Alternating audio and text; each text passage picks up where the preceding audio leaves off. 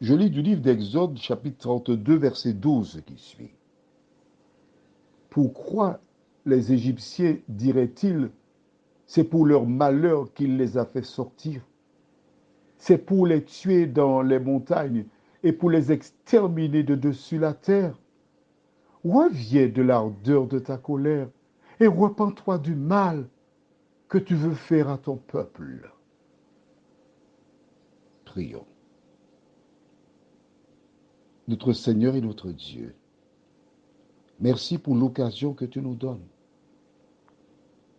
de rétablir la vérité, d'expliquer le dialogue entre Dieu et Moïse.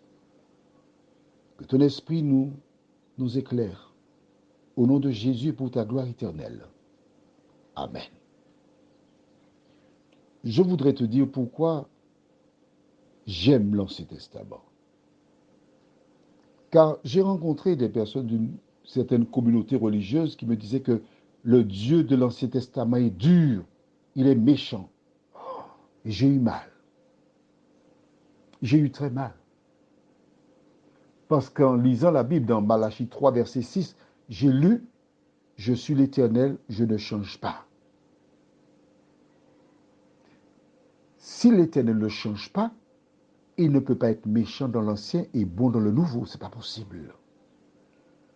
Et je me suis attelé pour comprendre des dialogues. Et c'est pour cela que je suis particulièrement à l'aise dans l'échange entre Dieu et Moïse. Ce qui me permet d'être à l'aise, c'est son attitude vis-à-vis d'Adam et Ève dans le jardin d'Éden. Les premiers qui ont sali le projet. Ces deux premiers n'avaient aucune tendance au péché. Ils sortaient des mains du Créateur. Tandis que les enfants d'Israël, eux, ils sont restés pendant plus de 400 ans en Égypte. Ils ont entendu les musiques d'Égypte. Ils ont vu les danses d'Égypte. Ils ont vu les dieux d'Égypte. Ils ont vu les cérémonies religieuses des Égyptiens. Ils ont baigné là-dedans pendant toute leur vie de père en fils.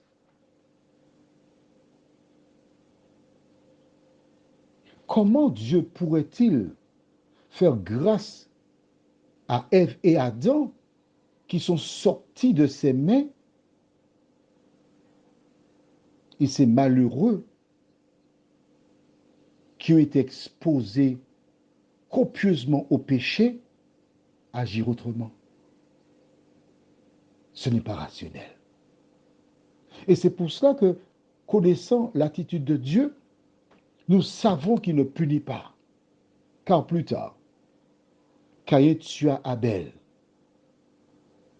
Lorsque Dieu prononça la sentence, il dit « Ah, on va me tuer ». Dieu plaça un signe sur Caïn afin que personne ne le touche. Dieu protégea un criminel, le premier criminel. À travers l'Ancien Testament, j'ai découvert un Dieu aimant, un Dieu qui teste les hommes. Lorsqu'il demande à Abraham d'offrir son fils en sacrifice, Abraham connaît Dieu. Il répond au serviteur, nous reviendrons. Parce que Dieu avait dit à Abraham, c'est de ce fils que tu auras une postérité. Il ne peut pas le tuer. Comment pourrait-il réaliser le projet? Je ne sais pas comment il fera. Mais nous reviendrons. Avec tous ces exemples, nous comprenons bien que Moïse ne peut pas demander à Dieu de se repentir. C'est écrit là. Mais il n'y a que des hommes qui se repentent. Puisque la loi de l'Éternel est parfaite, elle restaure l'âme. Mais la loi de l'Éternel, c'est quoi? C'est Dieu. Dieu est parfait. As-tu compris? Dieu testait Moïse. Mais à aucun moment, un humain ne saurait raisonner le divin. Prions. Notre Seigneur et notre Dieu, ce que nous devons reconnaître, c'est devant l'ardeur du péché du peuple. L'Éternel, logiquement, devait le frapper. Conscient de l'importance du péché, Moïse a été plaidé pour le peuple. Il a fait le maximum afin de les protéger. À travers ce nouveau discours, nous comprenons comment nous devons agir pour protéger, sauver ceux qui méritent la mort. Seigneur, merci pour cet exemple. Cet exemple, c'est toi. Car alors que l'homme méritait la mort, tu lui as fait grâce dès le départ.